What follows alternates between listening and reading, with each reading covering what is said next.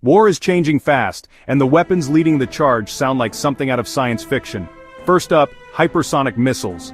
These rockets can fly over 5 times the speed of sound, weaving through the sky so fast that current defense systems can't stop them. Next, laser weapons. Imagine burning drones or incoming missiles at the speed of light. No bullets, no explosives, just pure energy. Third, the railgun. Instead of gunpowder, it uses raw electromagnetic force to launch projectiles at Mach 7. Number 4, autonomous drone swarms.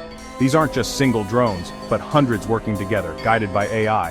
At 5, the next generation of stealth fighters. Think the F-35, China's J-20, and the US's secretive NGAD project. And finally, nuclear-powered submarines. Silent, nearly undetectable, and carrying missiles capable of hitting targets across the globe.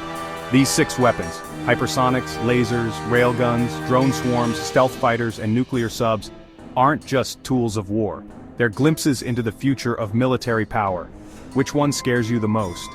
Comment below and subscribe for more.